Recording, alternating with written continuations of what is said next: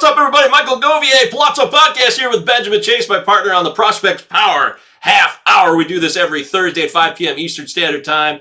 We're continuing forth with the series that has become all the rage in the prospect world. Dynasty baseball fanatics are going bonkers, Ben, for the continuing coverage of the next big three prospects in every MLB system. Ben, we've covered every system in the AL East and the NL East. We're working our way through the AL and NL Central. I feel pretty good about the progress we're making. I think we're going to get it all done before opening day.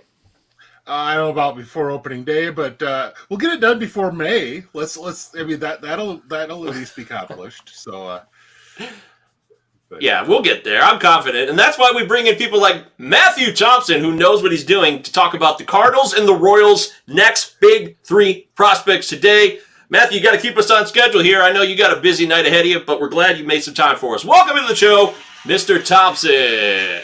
Yeah, thanks for having me, guys. You always have the most entertaining edits and drops and everything. It's always a pleasure to be on the show for once. And then ready to talk. I could talk Cardinals all day, so it'll be up to you guys to keep me in check. The fight can wait. So, hell yeah, dude. I mean, we saw each other at First Pitch, Arizona last November. It was cool to meet you in person and talk for a few minutes. I remember we got to sit there and rap for about 5-10 minutes on the Sunday morning, which is the end of the conference. But you were in good spirits. I was in good spirits, and it was nice to meet you. It's nice to see you. Hard not to be in good spirits when you're out there with all that baseball around you.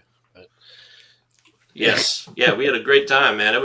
We learned a lot. And we're going to learn a lot on this show. Make sure you follow us on Twitter, Palazzo Podcast, 2 L's, 2 Z's, MJ Govier, Big Gentle Ben for Ben, and Matt is MD Top, FWFB. Did I get that right? Correct. You got it, sir. I nailed it. That was from memory. Okay, cool. So we're going to start with the Cardinals, this STL cards. By the way, when I set up these StreamYards, because we do our show on StreamYard, and the YouTube links, and I look for the hashtags that are on YouTube, there wasn't like a really good Cardinals, which is really strange to me that these are major league organizations that don't have like a consistent hashtag that they're using. I went to their actual page on YouTube for the Cardinals, and they got like 69,000 subs, but they don't use any hashtags or anything. I'm like, who's marketing these people, man? It's a little bit tricky too, because there's a football team with the same name. So the Cardinals use STL cards, is from what I've seen. But yeah, like Twittering football season is like, oh, Cardinals pick up a player. Look, it's like, oh, DeAndre Hopkins. Well, he's not gonna, unless he can play center field, he doesn't help me. So yeah. I bet he could. I bet he could play a mean center field if he give him a week. He probably could. Yeah. Jamie's here. He says, that just means you have to do 2 shows a week to get this done. That's fine. I'm down to do that. All right, let's get into the top 3, Matthew. Lead us off. St. Louis Cardinals, a system that always seems to have at least a couple of guys that are high up on everybody's list. Who are the top 3 prospects as you see it on today, March 2nd, 2023? I'm sure you're shocked, but number 1, I have Jordan Walker. He is everything. Number 2, I have Mason Wynn, and then 3, I have Tink Hence. In my mind, I don't want to give it away, but in my mind, 2, 3, and 4 are like almost interchangeable. But we'll get into who that is. And see, I've got the same 3. My only difference in order is going to be I have Hence over Wynn. Yeah, but, no, I get it. Yeah. I mean, Walker is your clear number 1, and I kind of think you're almost consensus on 2, 3. Most places are going to be pretty consensus on that. Although, like you said, there's kind of one other guy that sneaks into that spot every now and then. But and I'm like I said, I'm sure we're going to get into that. But yeah, I think it's one of those that 2020 draft is going to turn out to be a really, really good draft. All 3 of these top prospects that we have, plus Alec Burleson, who's clearly top 5 in the top 10 in the system at least. All of those guys came from the same draft, which is the shortened COVID draft of all drafts. Yeah. It's been unbelievable work by Rainy Flores and the Cardinals organization to get all that. It's been very impressive. Okay, so that's the top 3. And Ben, it's the same for you? I'm sorry, my dog here was annoying me, so I just want to clarify that. Do we have any disagreements in the top 3? Yeah. Yoshi, relax. No, like I said, same 3, and like I said, I'm going to have hence just a hair over win. But I mean, like I said, a hair there, and that's only because I really, really wanted the Braves to draft Tink Hence when in that draft because they were on him pretty heavy, but for some reason they didn't pull the trigger that year. But they went really college pitching heavy that year in that draft. Well, to be fair, there is a lot. I know he has. He's been great, and to be fair, there is a lot of risk with Tink Hence too. It's not like, especially at the draft time, right? Because he's a 17-year-old high school kid at that time. Like, so you can't fault the Braves for not taking him, but he landed in a pretty good spot. I'm a little biased though, but and from what I understand, I think there were 3 teams who had been on Tink since like from the beginning because he was kind of an unknown until that COVID year, and then nobody really got to see good looks that year. But it was kind of the Braves and Cardinals who were on him before that and really knew him well. And so I kind of thought, well, that's probably when he went to the Cardinals. I'm like, well, that's the other team that knew him well. Well, okay. But, like I said, the Braves did okay in that draft anyway. So, if the Cardinals, the Braves, and a handful of other teams are on a guy, then, I mean, that's a guy. Yeah, right? There you go. Like, know what they're doing, right? Like, we don't need to tell you that. Right? That's a good call, Matt. That's a very good call. All right, give us the next big 3 then, beyond the top 3, Matthew Thompson. Who's 4, 5, and 6? Gordon Graceffo for me is 4. I'm a big fan of everything he brings to the table. 5, I have Cooper Jerpy, the first-round pick from the 2022 draft. And then I have Alec Burleson as my 6th guy because I think he is a big league ready bat that would be way higher up in most systems. He just kind of gets buried with what the Cardinals have. Okay, Benjamin, how do you see the next big 3 in the St. Louis Cardinals system for 2023? I have Derpy as well. I have Matthew Liberatore. Yeah, no, I get it. Really big fan of his, and I've liked him since he was in the Rays system.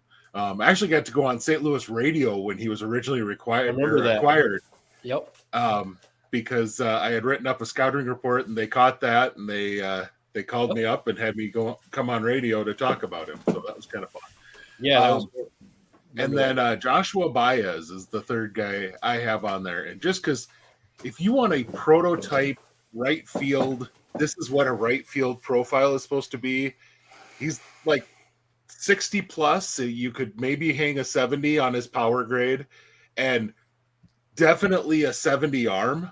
I mean, big arm, big power. That's right field profile. And that's definitely Baez. Now, whether he can stick in the outfield, I don't know. Whether he can hit enough to get to that power, I don't know. But he's absolutely that guy that has that type of a profile as far as a right field type of profile. And those are just kind of sexy profiles to watch initially. And you hope that they grow into that and could access more. But yeah, no, he had an up and down, well, mostly down year last year. He dealt with constant injuries, like just seemingly small things, but when you have small things one after another, that kind of eats up your season. And he had severe contact issues, and I think a lot of it had to do with the wrist injury that he kind of had. But you nailed it, man. It's prodigious power, the really good arm. It's a typical right fielder skill set, like starter kit. Like you're trying to build a right fielder from scratch. You're taking a lot of these elements, right? Like it's very exciting. And I'm with you on the Liberatore pick. I'm a little bit off Liberatore because I don't love how the fastball is going to play. But but to be fair, last year he was in AAA and he was younger than some of the college draftees in the first round of the draft. Yeah. So he's very advanced for a reason. I mean, the Rays and the Cardinals, again, those organizations kind of have a good track record of finding talent. So if he's on both of those, although the Rays did trade him, so let's see if that means. Yeah. And then I also had Ivan Herrera in my top 10. But this system's deep, and his outlook is dampened a little bit by the Wilson Contreras signing, but Herrera is still a pretty decent option behind the plate. So. Yeah. Now, for me, I see Liberatore and Burleson as kind of two similar guys on, obviously hitter versus pitcher, Mhm. but neither one is probably going to be a sexy guy as a major leaguer. But right, but you don't all have to be. I mean, that's right. And that's just it. I think Liberatore is probably a 4. Yeah, guy. I don't know if he's he's any a higher 3. than that. He's still very young, and there's still some like pitch mix issues. I think he either. This is a nitpick of mine, and obviously the Cardinals know what they're doing, so I'm not criticizing anybody. But like, he uses the 4-seamer and the sinker almost interchangeably. I almost kind of want him to go one way or the other. Yeah. Because then if he uses the 4-seamer more religiously, then the slider will be better because it tunnels off of it well. Yeah. And if he goes to the sinker, then his changeup will be better because it tunnels off of that with the same movement kind of profile. But he kind of interchanges a lot, and his big curveball has kind of been passed up as his big out pitch. I think now, personally, I think his slider is his best pitch. But yeah, his slider is definitely taken steps forward. I mean, it's one of those where he's a back end starter if he makes it as a pro. Mm-hmm. Burleson probably is not a guy who's going to be your fantasy stud outfielder. Burleson, he comes probably across, a starter good one. Yeah, he comes across as the guy, and I hate using them like their assets, but in reality, that's what they are to major league teams. Like Burleson to me is a guy that you run out there and play, 4 or 5 days a week on a corner outfield spot until his free agent years, and then you kind of let him go because you'll have somebody else that pops right in. Yep. You know what I mean? I hate saying it like that, but like, you know what I mean? That's good. It's a bottom line business, dude. It's a bottom line business. We respect them as human beings, but yes, it's a business. Kind of frankly, he's I don't the know if you type agree with me, Ben. I think he's like the epitome of a 50, like that's him. He's the perfect kind of guy that you hope you have until a guy like a Joshua Baez turns out. Right. Because then you can plug in that Baez and be a superstar, but you have a Burleson sitting in the spot until that Baez turns out. Yep. And that's what you want as a system depth perspective, and that's so for the Cardinals, they're doing a great job of churning out those depth guys. I mean, heck, going down further on the list, Zach Thompson, I think he's going to probably plug right into their bullpen this year as like a 2-3 inning guy. He will definitely work. I wish they'd stay patient with him as a starter because one thing the system does kind of lack is upper minors like starting pitching. They're a little bit light there. Graceffo and Liberatore are 2 very good options, but I think after that you have like Connor Thomas, who's out of the 40-man, who I kind of like, but I don't know how the low velo plays at the big league level. But, what about this? What is this here? We have a question from Donovan. Who would you comp Liberatore to in the bigs, Matthew, if you had to? I'm not going to go too far away from the tree here. I need some pitch mix changes, but I think absolute best case scenario, and I don't know, I'm curious what your thoughts are, Ben. Could he be like Jordan Montgomery?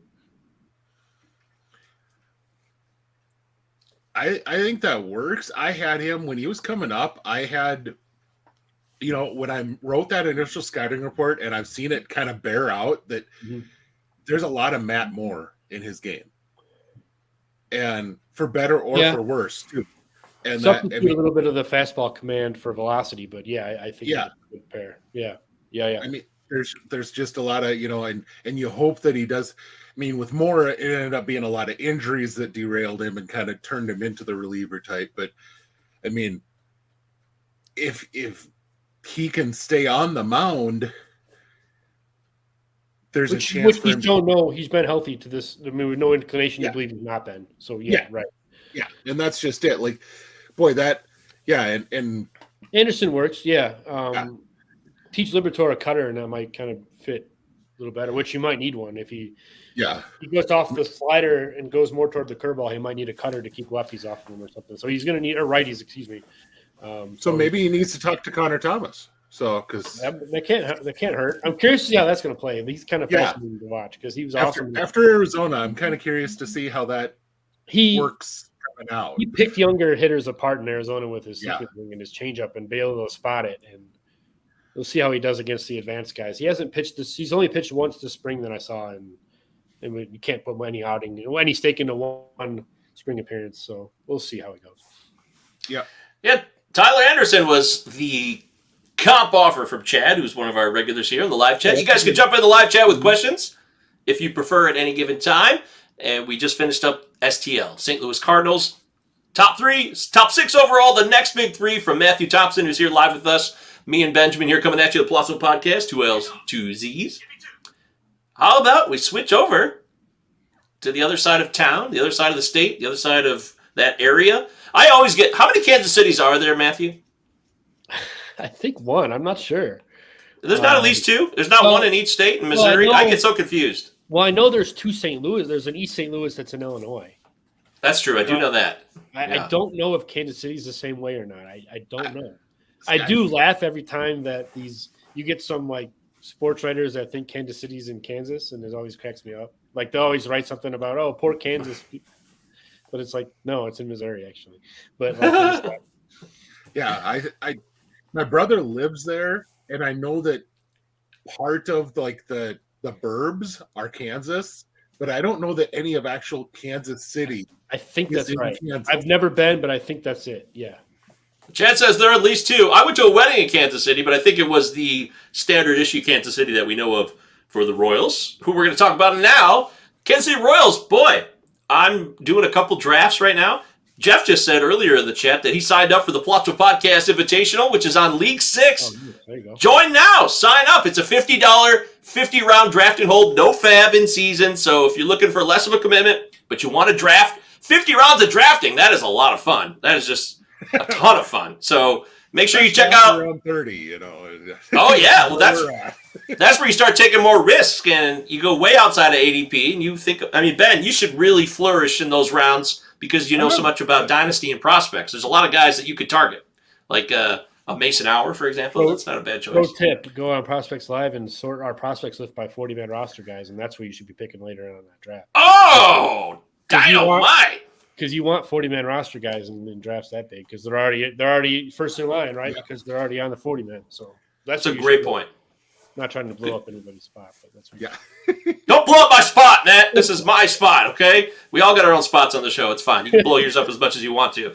Look, the Royals have a lot of guys in the top 100 that are going in drafts right now. You got Melendez, and you got, of course, Vinny P, and Bobby Witt, of course, is the ultimate stud. But they have a lot of cachet right now suddenly, but I don't know if they're going to be any good or not. That's going to be interesting to see how they roll this year post Nightmare, Mike Matheny, and Cal Eldred, and Dayton Moore, and the disaster that kind of came to an end here for Kansas City. But why don't you lead us off, Matthew? Yeah, no comment. That's fine. I said it all. I'll say it all. I went through the Mike Matheny phase myself. Yeah. Yeah, you did. That's right. All right, so give us your top 3 for Kansas City right now. So my top 3, I picked Gavin Cross as number 1, in my opinion, the 2022. I always get mixed up. 2022 draftee. I have Ben Caderna number 2 and Michael Garcia number 3. Okay. Well, there it is. Can't wait to hear about Gavin Cross and no one else, says Joe Hook. What's up, Joe? All right, so he's not all that wrong. He's not all that wrong. Yeah. How do you see it, Ben? Any disagreements in the top 3 for the Royals? Well, I think Cross and Caderna are kind of for sure your top in the top 3 for pretty much everyone. I guess I'm a big Caden Wallace fan and was throughout his college year and really kind of fell in love with that.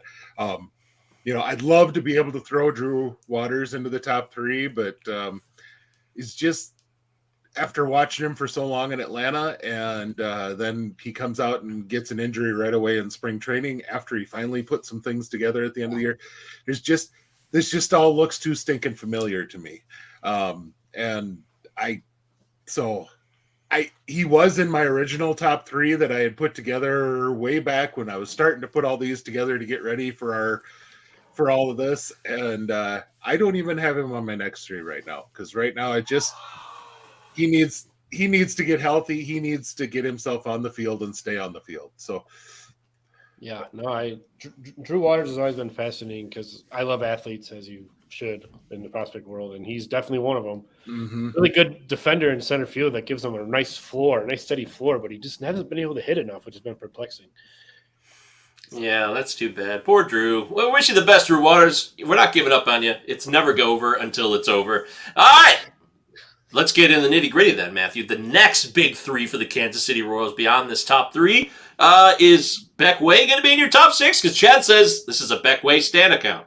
No, Beck Way is not, but Beck Way is on the way up for sure. That slider plays. I will go with my 4 through 6 being Caden Wallace, Nick Lofton, and Tyler. You can correct me if I'm wrong here, Ben. Is it Gentry or Gentry? I can't remember. I've heard Gentry, but yeah, I mean, and that's the way it looks. But I haven't.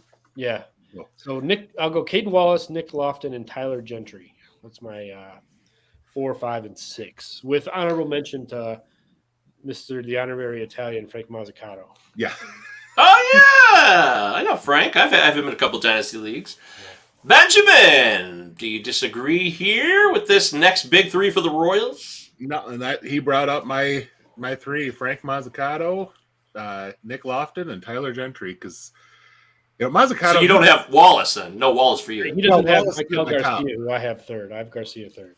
Yeah. Oh, okay.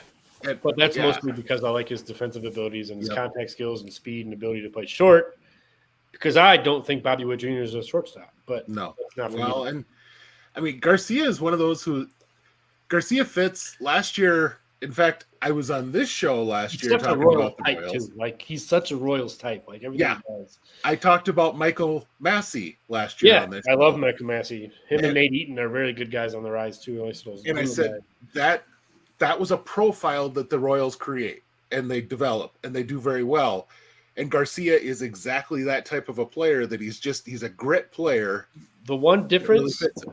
The one difference is he kind of came up the same way as all them, kind of play everywhere kind of guy, but he's so good at short now, he's kind of locked himself in as short, which is not a bad problem to have. Yeah, that's but yeah, I mean that's so there's a very good thing. If any of you are curious about where Garcia might be kind of fantasy wise, I don't know that he's ever going to be that guy that lights up your fantasy numbers, but he's not going to hurt you. It just like those type of players. I don't think Massey's ever going to win you a league, but similarly, he's not going to hurt you in a league either, more than likely. And that's probably what Garcia, if he gets a starting job, is probably going to be for you too. I kind of view Garcia as a guy that can get you 20 to 25 stolen bases and hit 240, 250 and play shortstop. Handful of home runs. It's kind of boring. I'm trying to think of a good name like comp for it, but almost like an Elvis Andrus type of player, which isn't all that exciting, but it's a valuable piece if he could steal 25 bags, right? Last year it was very exciting. Andrews was incredible. I mean, Andrus that lost was some power last year. Yeah, I'm not saying I don't see that from Garcia, but But I want to ask about Matthew Garcia. How do we see him sliding in? How does it go? Does Hunter Dozier get traded eventually, so we have to wait, and then Bobby Witt goes back to third? How do you see it possibly playing out for the Royals infield? Well, Garcia had a cup of coffee last year at the big league level too. Right. Yeah. They seem like they're committed to Witt. It was always different because they have a new manager. We've kind of touched on that. Pedro Grifol is now he's not the manager. The guy Quatraro from the Rays. Yeah. Sorry, Grifol went from the Royals to the White Sox. Yeah.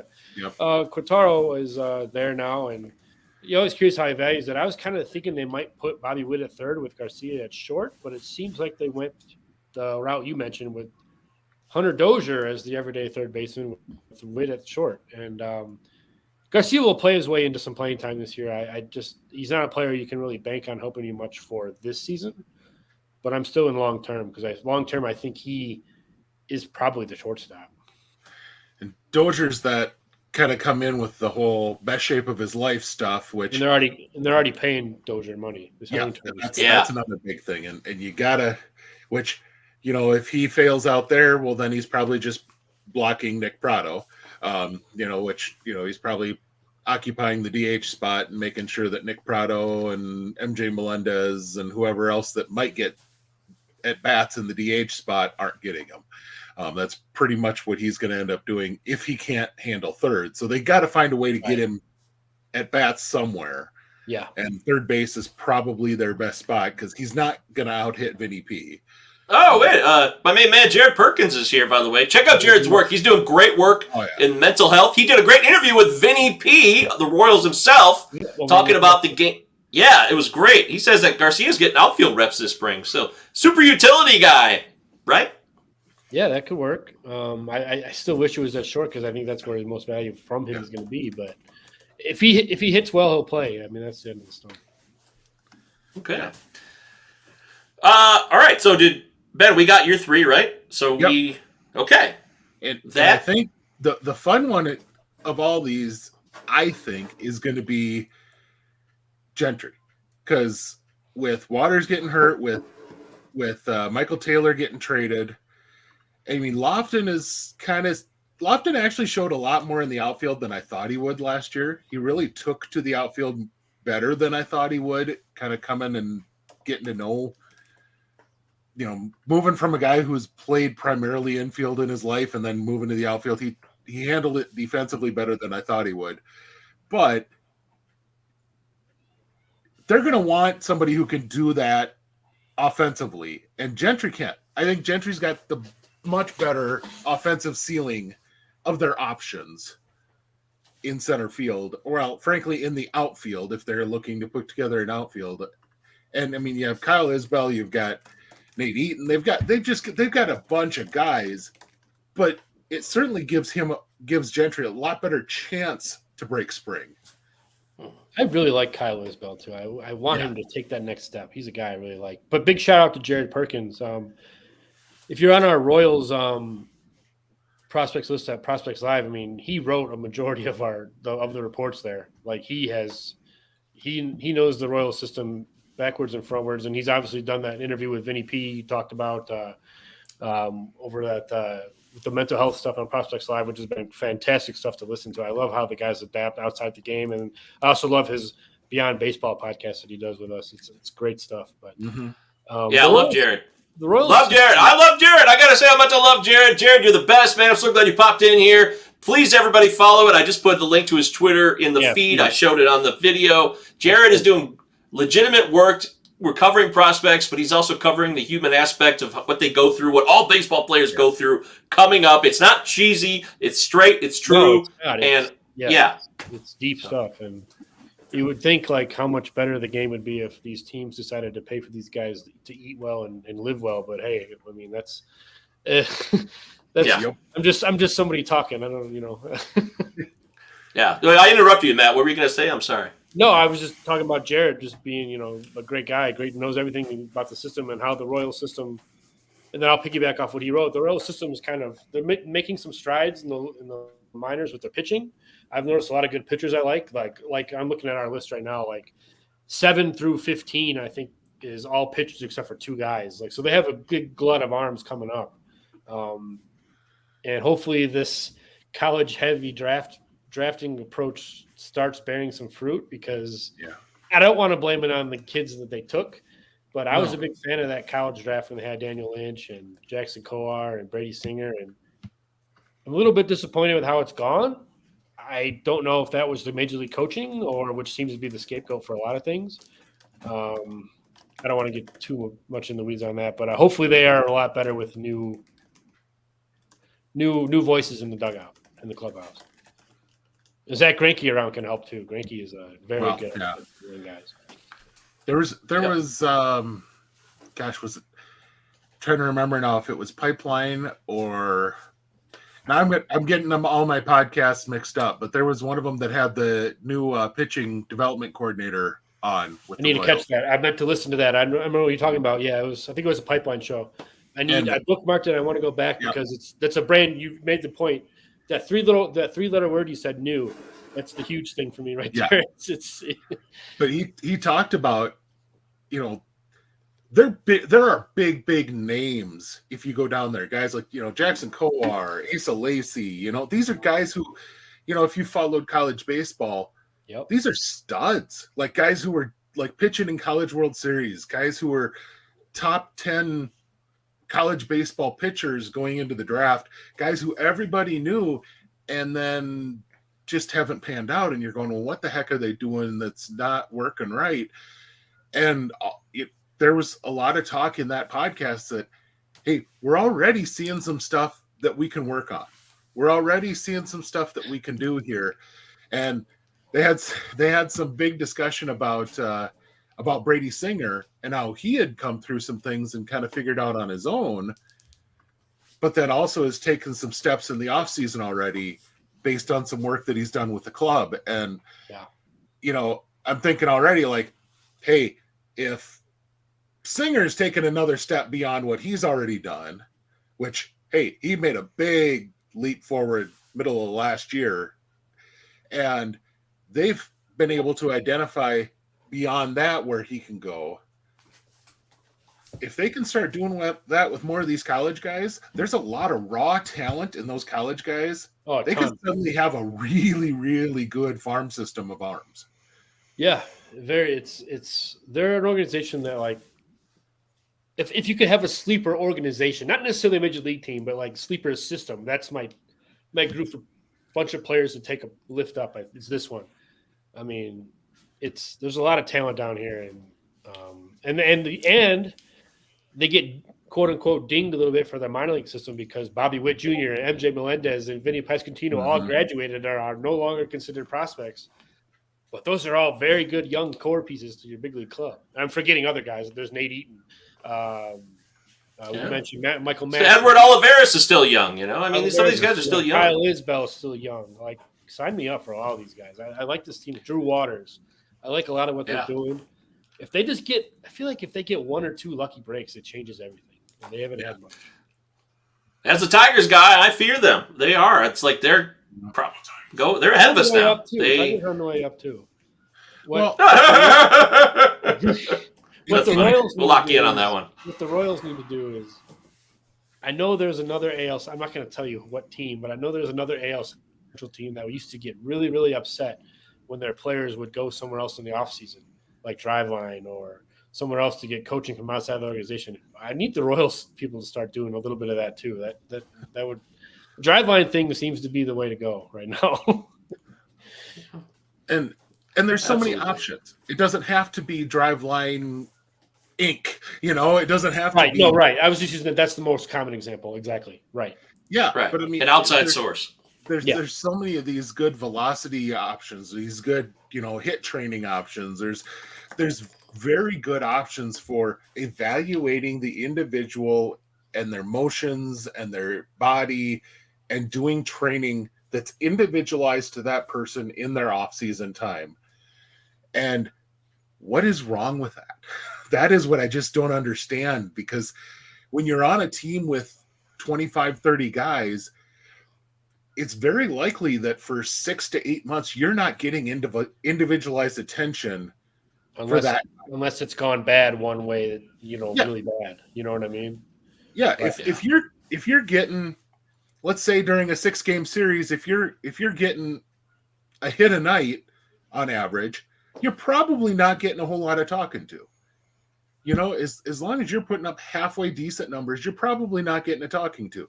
But you start having some struggles, okay, well, now you're going to start getting some individualized attention. Let's watch you in the box a little bit. Let's, take some extra rounds of BP.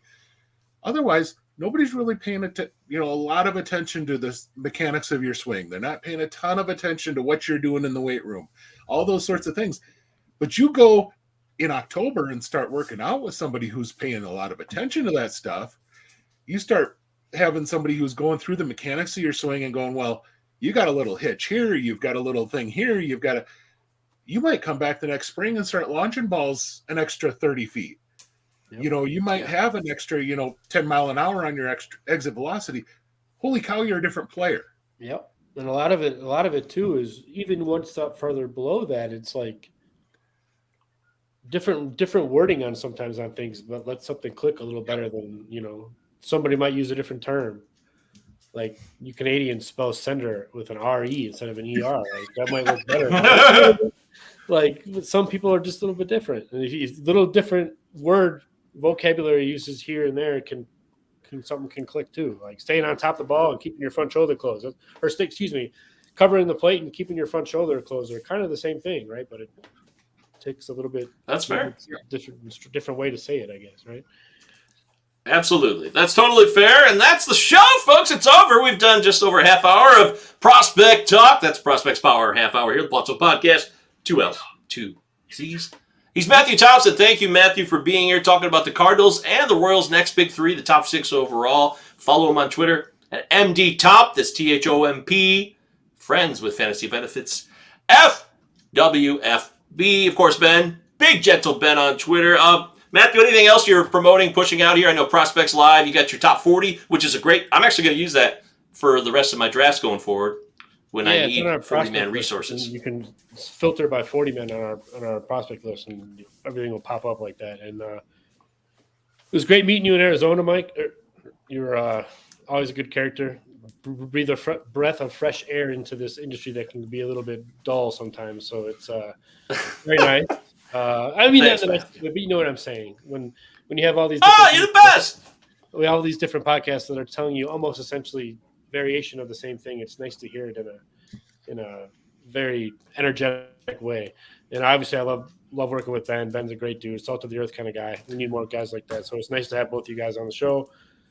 Nice to be with you on your show, I should say. And look forward to catching the rest of them as they come out. Yeah. Absolutely, my friend. We appreciate you. Drew was here. Drew was on a show a few weeks back, about a month ago with Ben, and they covered the Rays and the Marlins, right? Yeah. Yep. Yeah. All the old shows are on our YouTube channel here, or a podcast form if you prefer just to hear the audio. We appreciate Matthew Thompson joining us today. Matt, I think you encapsulate things so precisely, but fairly with depth in a manner that really spits it out for the audience in a very appetizing way. So kudos to you, my friend. Everybody in the live chat. I'm going to be right back on the air here. I'm doing a Palazzo show with Deary right after this, so we're going to be doing that version. Strategy session round 2. If you're watching this after we posted it, you could go check that episode later, but you could turn it off now. But for those of you that want more, you want to talk more strategy for redraft as well, we're doing that show next in about 10 minutes. Thank you, everybody, for watching, and I'll see you shortly.